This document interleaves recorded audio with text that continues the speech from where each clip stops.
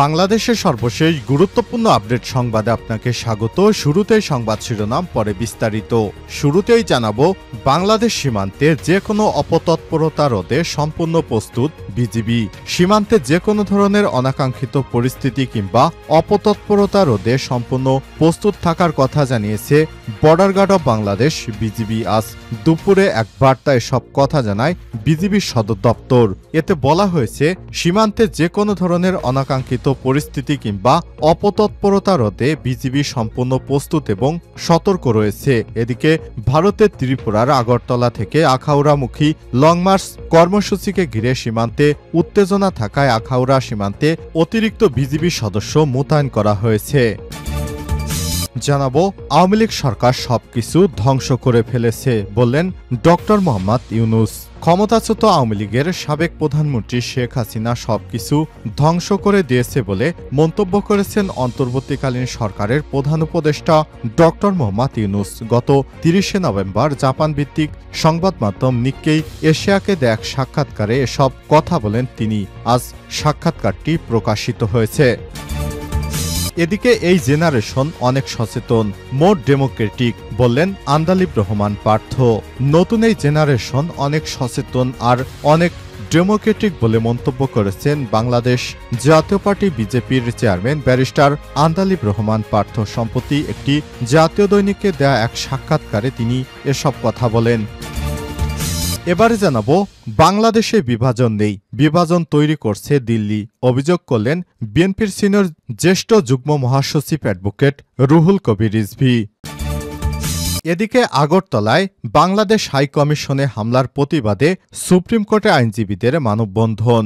আগরতলায় বাংলাদেশ হাই কমিশনে নজিরবিহীন হামলার প্রতিবাদে সুপ্রিম কোর্টে মানববন্ধন করেছে আইনজীবীরা। মঙ্গলবার দুপুরে সুপ্রিম কোর্ট বারের প্রধান ফটকের সামনে বাংলাদেশ সুপ্রিম কোর্টের সাধারণ আইনজীবীরা এই মানববন্ধন করেন। সুপ্রিম কোর্ট বারের সাবেক সম্পাদক আলহাজ গিয়াসউদ্দিন আহমেদের সভাপতিত্বে এই মানববন্ধনে অংশ নিয়ে আগরতলায় বাংলাদেশ হাই কমিশনে হামলা ও বাংলাদেশের জাতীয় পতাকায় আগুন দেওয়ার প্রতিবাদ জানান তারা। এবং সর্বশেষ জানাবো, হাসনাত এবং শারজিস আলমকে হত্যা চেষ্টা, রিমান্ডে 2 আসামি।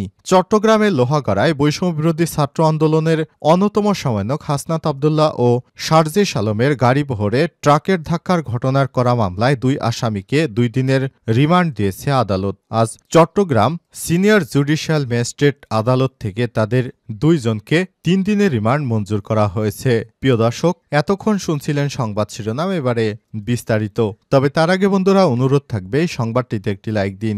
এই চ্যানেলে আপনি নতুন হয়ে থাকলে আমাদের সংবাদটি দেখতে দেখতে চ্যানেলটি সাবস্ক্রাইব করে রাখুন। কমেন্ট করে বন্ধুরা আপনার মূল্যবান মতামত জানিয়ে দিন আপনি বিশ্বের কোন দেশ থেকে বা বাংলাদেশের কোন স্থান থেকে আমাদের সংবাদটি দেখছেন এবং শুনছেন।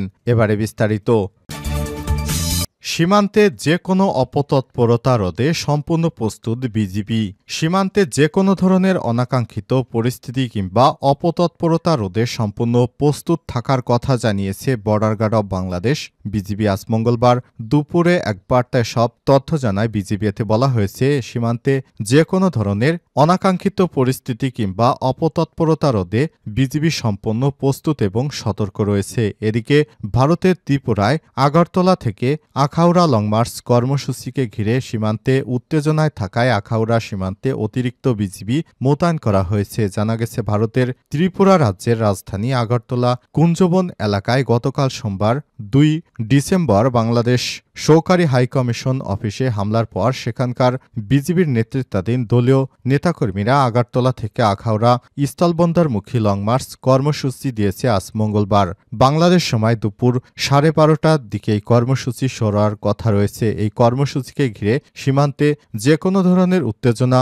রোধ করার জন্য বিজেপির পক্ষ থেকে কঠোর নিরাপত্তা ব্যবস্থা জোরদার করা হয়েছে। সীমান্ত এলাকায় সাধারণ মানুষের গতিবিধি কিছুটা শিথিল করা হয়েছে। এর আগে সোমবার আগরতলা ত্রিপুরায় অবস্থিত বাংলাদেশ সহকারী হাইকমিশনে হামলার ঘটনা ঘটে। এ সময় বাংলাদেশের লাল সবুজ পতাকা টেনে হিস্ট্রে ছিঁড়ে ফেলা হয়।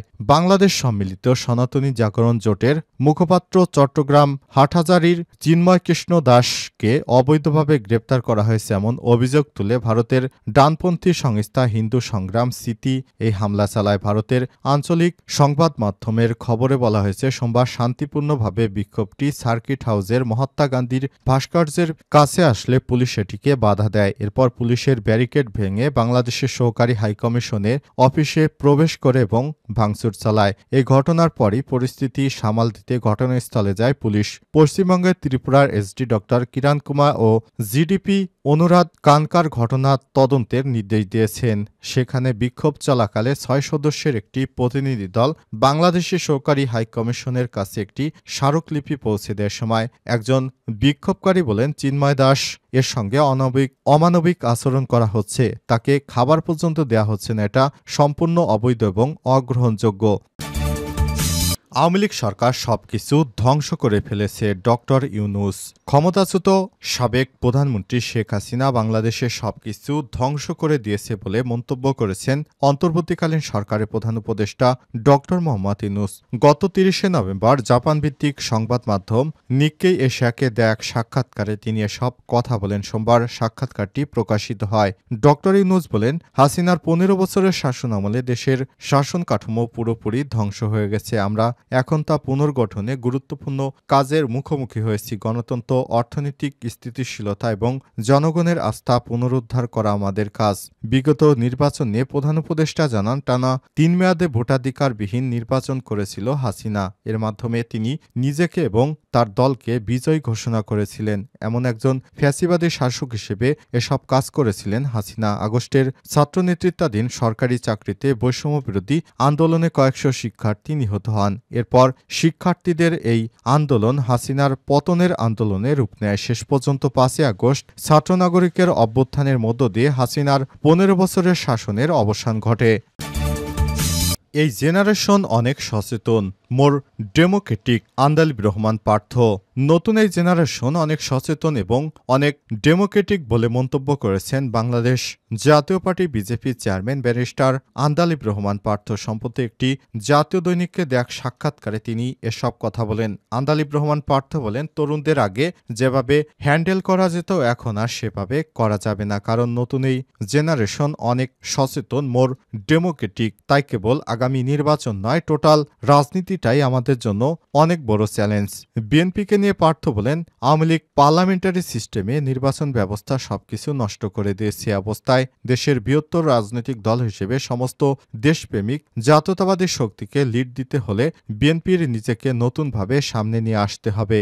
এ সময় তিনি বলেন, আমরা যদি জনগণের আশা আকাঙ্ক্ষা অনুসরণ করে কাজ না করতে পারি, নতুন প্রজন্মের প্রত্যাশা অনুযায়ী রাজনীতি না করতে পারি এবং এদেশেরকে যদি সেভাবে হ্যান্ডেল করা না যায়, তাহলে হয়তো আমাদের একদিন ওরা আস্থা করে ছুঁড়ে ফেলে দেবে। কারণ বাংলাদেশের সাধারণ মানুষ এখন অনেক বেশি সচেতন। তারা এদেশের জন্য মরার জন্য প্রস্তুতি নিচ্ছে।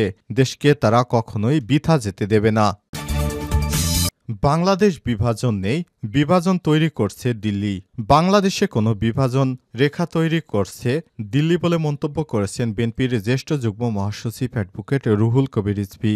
রুহুল কবির রিজভী মঙ্গলবার ৩ ডিসেম্বর রাজধানী নয়াপল্টনে বিএনপির কেন্দ্রীয় কার্যালয়ে এক সংবাদ সম্মেলনে সব কথা বলেন। এ সময় রুহুল কবির রিজভী বলেন, বাংলাদেশের মানুষ অত্যন্ত শান্তিপ্রিয়। তারা বাংলাদেশে হিন্দু, মুসলিম, বৌদ্ধ, খ্রিস্টান সবাই একে অপরকে ভালোবেসে মিলেমিশে একসাথে বসবাস করছে। এদেশে কখনোই সংখ্যালঘুদের উপর হামলা করা হয় না। শুধুমাত্র রাজনৈতিক কিছু নেতাকর্মীর কারণে বাংলাদেশে হামলার শিকার হয়েছে।